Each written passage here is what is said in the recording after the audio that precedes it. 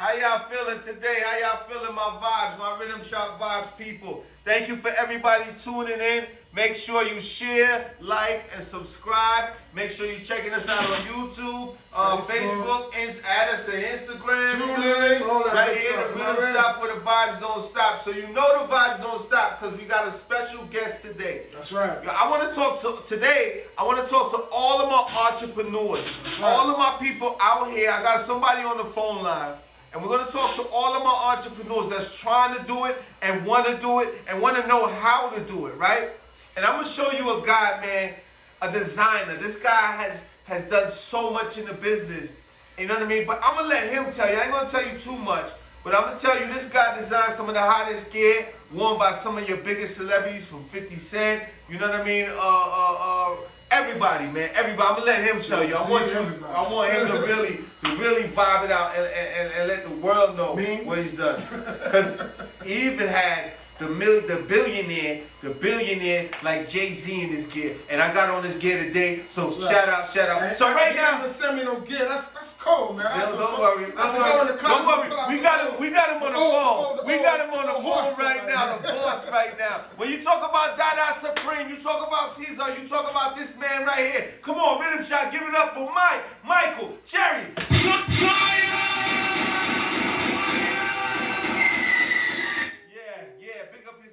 Mike Cherry, are you on the line?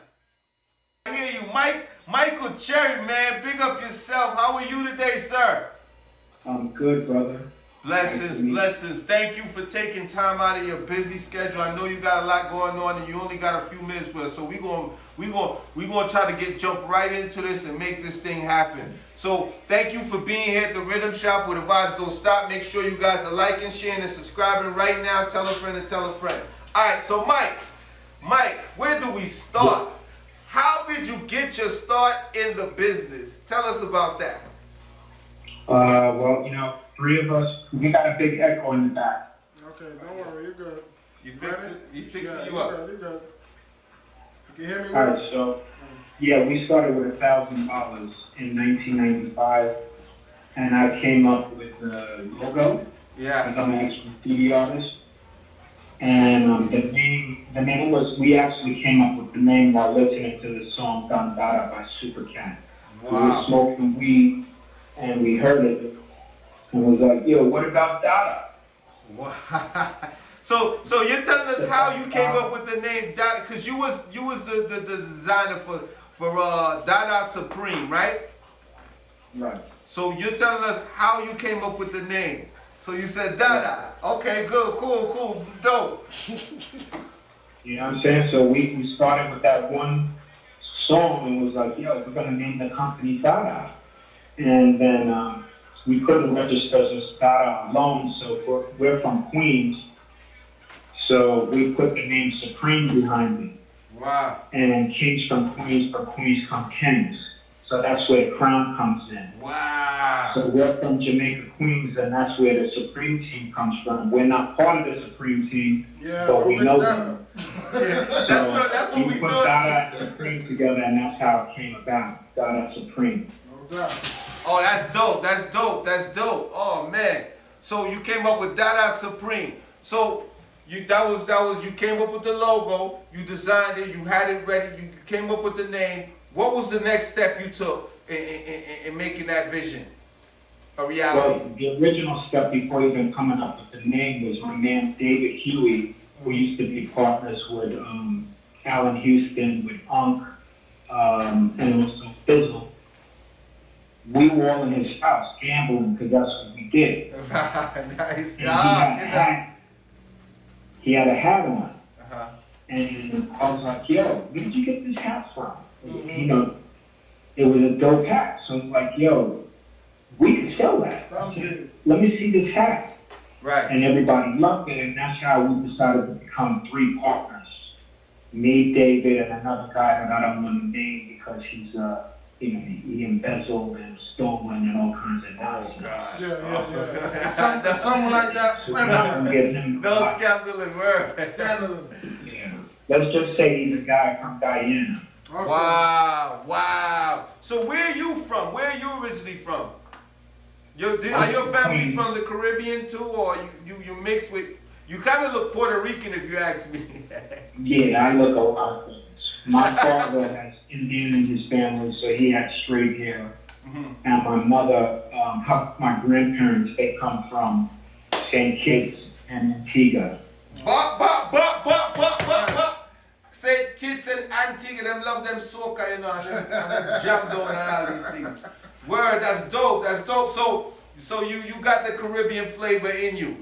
And you grew up in Queens, and you was born and raised in Queens. Exactly. Dope.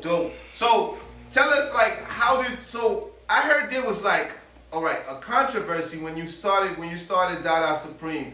They became a controversy, especially like in the prison system with your gear. Tell us a little bit about that story. You said in the prison system? Well, they were saying that a lot of Latin kings started wearing the DaDa Supreme brand. And it kind of, you know what I mean? All right, so since we're from the streets, we knew the colors, we knew what they wore. We also had people that were 5%ers and you know, just, we knew certain things in the streets. So just based off of that, there were certain colors and that they wore. Yeah. That some of them represented and wore things with crowns. The crown wasn't necessarily designed with them in mind, it was just designed with the word supreme. You know what I mean? We're from Queens. So we didn't set out to purposely do that just for gang members, but just so that happened that they liked it. Right. And here's the thing, you was, you know, I'm sure around that time there wasn't a lot of black owned brands at that time, you know, and from the hood and from the streets, you know what I mean? So I figured it wasn't even about, I would think it wasn't about the gang, it was just the fact that you was from the block, you was from the hood, and they wanted to, you know, they was showing support. I would think, you know, the hood. And when you got in the hood, majority back then, you had cliques and you had gangs and you had crews that ran together. So, you know, once you infiltrate the crew with your brand, it's like, it was like nothing. So is that kind of how it kind of went down? Yeah, I mean, you know, the market was saturated. There was a lot of brands from Mecca to Fubu, Shabazz Brothers, Cross Colors, All Canai. You know, all those guys were known. And we didn't start out with a whole brand. We just started out with hats. But our hats were unique. Right. We went to the Million Man March in D.C. And, you know, we had 2,000 hats. So it was just me and my partner, and I was out there yelling and screaming, yo, we got hats, $10 each, $10 each. Right. You know what I'm saying? But we sold 2,000 hats in 6 hours. Oh, that's dope. So we had $20,000 in cash. Wow. Now, we also had influential people, trendsetters, hustlers that were in college. I actually, before the Million Man March, I drove from DC all the way down to Texas, and I drove from Texas, Atlanta, all the black colleges. You know, so you basically did like the Master P thing with clothing. So you was basically doing, just straight up Trump. I met the top people, the most popular people, and recruited them to sell directly to the school. So it was like hustling. We had dudes that were maybe like 10 or 15 guys that would sell 50 to 100 hats a week and just send us back the money. Wow. Were you guys like the trendsetter for that type of style of marketing at that time? Or was there other brands doing it? Because it seems to me back then that would be called targeting the IG influencers. You know what I'm saying? Exactly. Yes. But we didn't have the internet. Right, exactly. So you had to do the streets. You have to actually go to Norfolk. You have to go to all these black schools and just go verbally talk to people and say, yo, what do you think? Go to different barbershops and boutiques and say, yo, what do you think about this? You think you could sell it? You know, there wasn't no instant gratification. There wasn't no pictures on Instagram or Facebook. it was straight guerrilla market, straight to the people. Straight grassroots. So what was some of the roadblocks you faced when you got this brand, you got the street love now, and the streets is loving you. Now you want to take it to the big distributors to get it into the malls and all these things. What was some of the roadblocks you fell into trying to do that? All right, before getting to stores, Right. we first went to I personally went to some of the hottest stores in New York. Mm-hmm.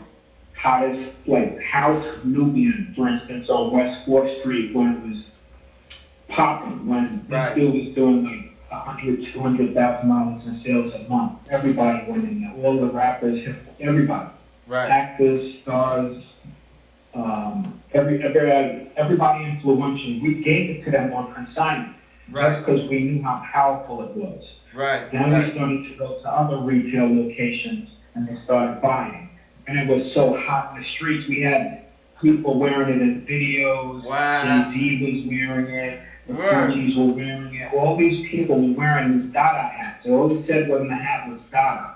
You know what I'm saying? So we had a lot of visual presence because we got in a lot of videos and a lot of celebrities were wearing it.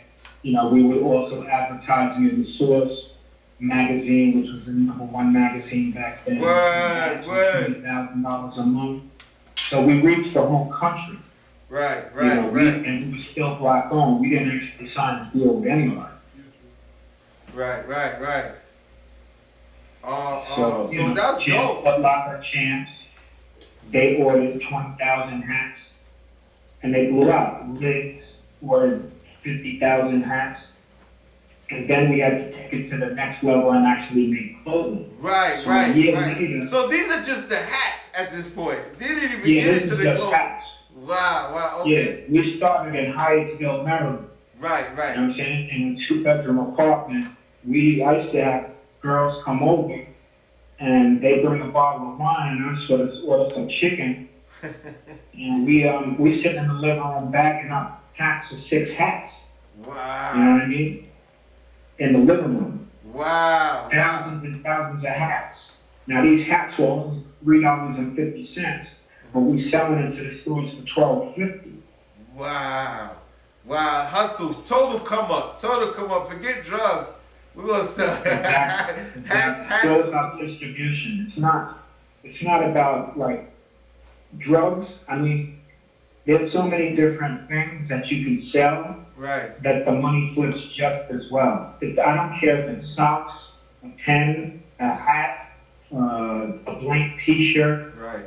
Anything that there's a demand True. for, you just have to find out where it's made, buy it in bulk, Right. and then sell it for 3 to 5 times what you paid for it. And there's customs for it. We got the internet. Right. So there's no excuse for people not to start a business and then go out there and go sell drugs. That's just real stupid. You know what I'm saying? Real. A lot of people need to go out there and do what they need to do. You have people becoming millionaires by just selling anything. Right. Talk to them, man. Sell it, anything. And the first step, I think, and you tell me if I'm right or wrong, the first step is being able to sell yourself. Exactly.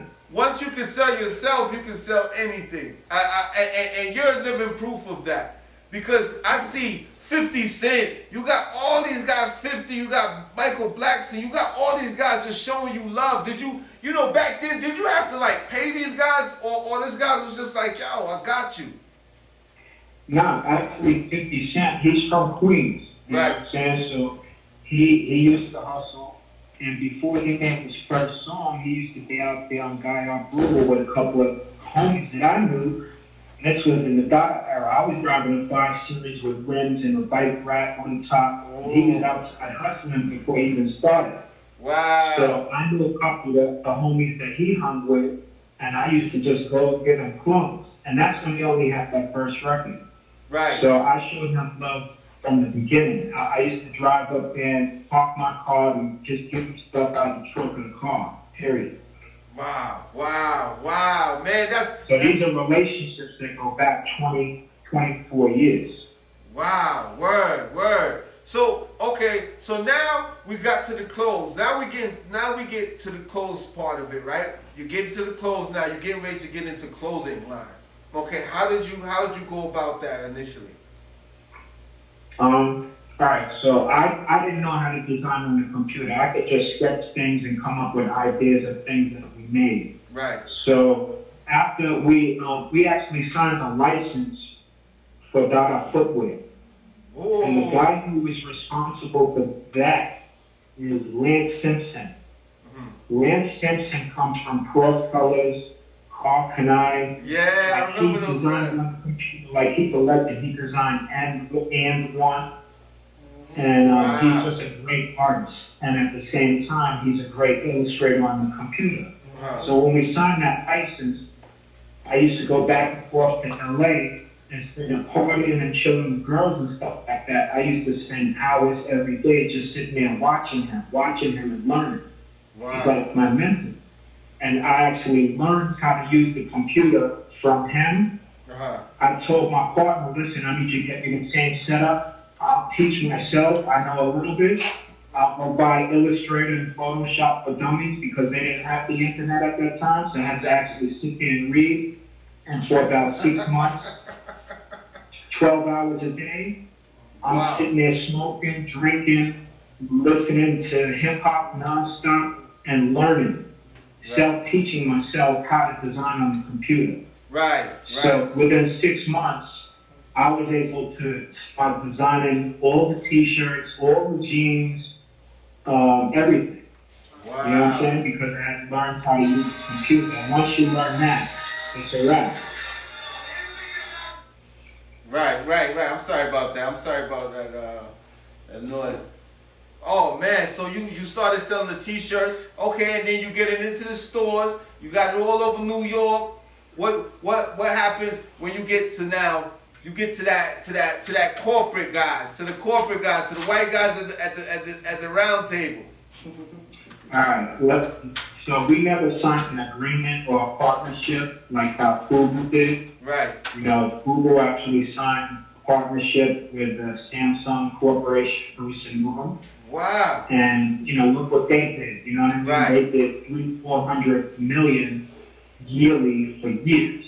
Right. And I kept telling my partner, yo, we got to do the same thing. But he was intent on staying black owned. But this industry is controlled and run by Jewish people. Right.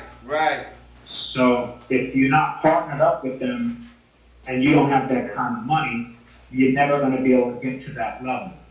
Right. So he was proud to say black owned, but we weren't doing the kind of volume that we were supposed to do.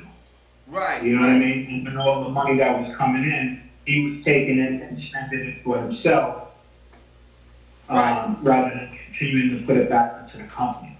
Well, But that's a sad story. We're not going to go there. Let me ask you a question though. What I feel like when Fubu did sell to them, it just kind of demolished. It just became non-existent. It just but look how long that took. Yeah. You know what I'm saying? And look how much money they all made. Yeah. You know, you got to take your money and invest it and do the right things. Right. So, right. If you're making millions of dollars a year and you act like it's going to go on forever, and you're not making wise investments, the money comes and goes. Right, because you always have to be growing and transitioning. You have to make solid investments. Because nothing lasts forever. Absolutely. And saying that with your growth, so you did DaDa. What made you decide to switch? Because you had another brand called Caesar, right? Am I right? Yeah. So what made you? What was the switch? What was the transition? When did you decide you need to transition, or what made that leap? Well, DaDa was on its way going down. Mm-hmm. The money wasn't coming in, so we had to start something new. So we started Julius Caesar, which is really just Caesar with a Versace type logo with a lion. Right. So that's alpha male-ish, you know what I'm saying? So we started that company with $75,000. In the first year, we did 1 million in sales out of my house. Second year, 3 million. I like that. Third year, we were at 8 million. Wow.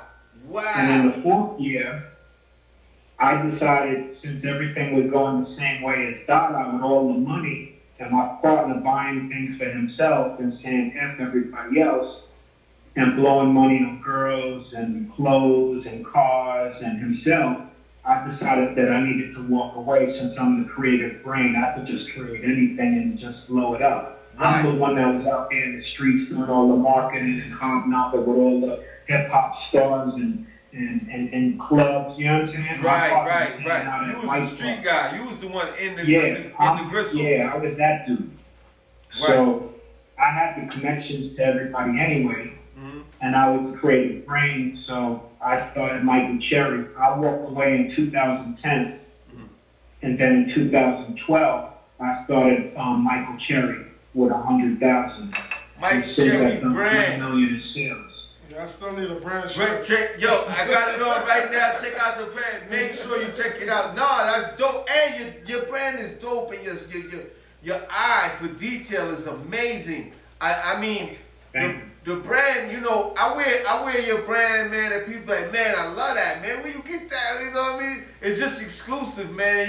And I see why 50 Cent is wearing it. I see why all these big artists are wearing it, because it's swaggy. And tell us a story about how Michael Blackson, because I heard it wasn't even, it just kind of just happened. He just bought some gear and just loved it. Well, tell me about that, Michael. How Michael Blackson started wearing your brand. Well, my man Blue introduced me to Mike Blackson. Right. In 2012 or 2013, he brought him over by the booth. And then that's when he wasn't as big as he is. But I said, yo, I know who you are. I gave him a shirt, took a picture, and I just continued to send him stuff. And because he likes it, he wears it. Nice. And he's been supporting me since 2013, 2012. You know what I'm saying? So, man, props to that. you know, I have his number. He tags me. He shouts me out. He wears it. Wow. But he wears it because he likes it. Right. Definitely. I seen him wear it a couple times in his life. He definitely wear it, man. So I've got 100 pictures of him wearing it. You know, Mike, I ain't gonna lie, right, Mike? You make this shit sound easy, bro. Just the conversation, you make it sound easy, like, you know, and I like that because, you know, I know deep down there was a lot of times you probably rethought this whole thing. And when was it, within your travel, was there a point when you said, man, I don't know if I want to rethink this whole thing?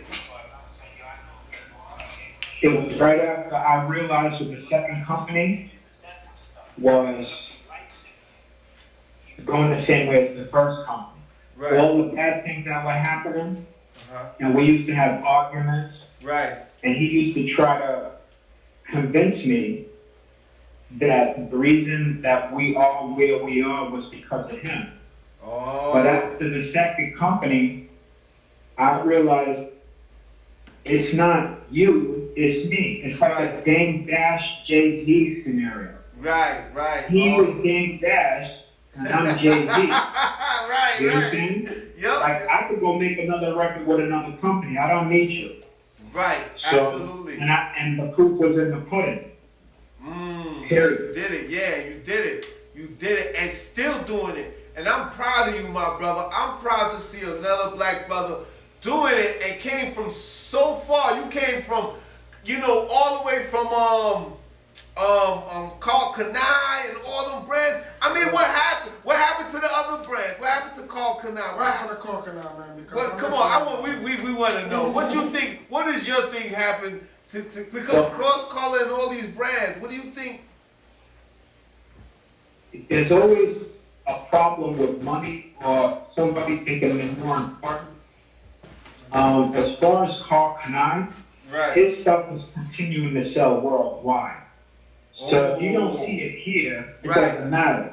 When it wasn't popping here, it didn't matter. It was the #1 brand. Say that again, because everybody feel like, yo, it ain't popping in my state. And that's just like with the entertainment with music. But if you popping in Germany, Switzerland, UK, and all these places, America don't even matter at that point. Exactly.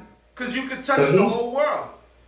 That dude is a multi-millionaire. Wow. And he did relaunch Carl Kanai, and then he also tried to do another brand, but he continued to sell Carl Kanai worldwide. While we don't see it so much, right? You got Japan, you got Germany, you got Australia, right? You got several different countries that know who he is, and that he was one of the originators of brands that they continue to buy it, and they buy it at a high price. He doesn't really care about the United States quite as much as those places that are buying millions of dollars of product. Right. Cross Colors, they made a lot of money also, but then they separated. Right. And then the designs weren't the same, and times change. Like, you have to be able to reinvent yourself. If you always know what's hot, you can always reinvent yourself. I own 5 trademarks. Wow. So the deck that I sent you with all that information, right, is anybody that signs up with me or partners with me is signing up for 5 different trademarks, different price points, different names. I have the ability to create and market for all of those. Wow. So I'm not just looking for an investment for Michael Cherry, but it's my portfolio. Right. I'm thinking about being like Ralph Lauren, Armani Exchange. They have different levels of brands. Right. So I'm looking for, somebody that could put the money and the team behind me to do that. Because right now I do everything: picking, packing, shipping, invoicing, accounting, designing, manufacturing, production, and negotiation. So I'm hearing that you're open to bringing in investors. Oh, for sure. Yes. But I don't need $1 million. I need a minimum of $5 million. Whoa. Well, and I'm glad you said that, because let me say something. This is the opportunity for people that's listening. This is your opportunity to get in with a black brand and get in right now. You forget the stock market. Get in with a brand. Be a part of something. And that's what it is. And team up and do something, because I tell people all the time, Mike, that's what the Jews do. They team up, and if they got the check, they cut the check and help, and more helps, you know what I mean? Everything helps, and they help out, and they help each other. They say, you know what, I can give you this, I can help you with this, and these type of things. And I think that, I'm glad you said that, and that's how we need to be thinking for 2020 all the way up to 2021 as entrepreneurs, as people, you know what I'm saying? Be about that action and go get it. Go get it. What would you say to the young entrepreneurs right now? Let me touch on this. Okay, so go ahead. I'm sorry. So I don't care who has the money. As long as I can own 51%, because that's most important to me, the profit could be split 60-40, but I need to maintain 51% control at all times. Yes. Yes, because you're the genius. You're the fucking you're the brand, and you know what your audience wants, and you know what they are. You're the Steve Jobs, you know what I'm saying, of clothing. You know what you want. You know how you want it to look and how you want it to feel, and you know what I mean, and those type of things. So I could definitely respect that. So tell our audience where they can find your brand, where they can find you, how they can connect and get you that check. The best way to find me is online, because I've become even more exclusive than selling to the stores, because that's how to maintain the brand a lot more. Right. When you start oversaturating the stores, you can find it all over the place. And stores start lowering prices because this guy and this guy has it. That's when your brand dies. So I'm not necessarily interested in selling a bunch of stores. Right. I'd rather people go on my website and buy it direct. I make less than 100 pieces. If the need is for me to make more, I make more. Right? Right. So right now I got the blessed tea coming back in, the dirty tea coming back in, another 75 pieces because I have had too many requests from customers directly, like, we need to have this. So, in the next 2 weeks that'll be available. But my website is www.michaelcherryshop.com. That's www.michaelcherryshop.com. And my Instagram is @Mike7Cherry. Mike7Cherry.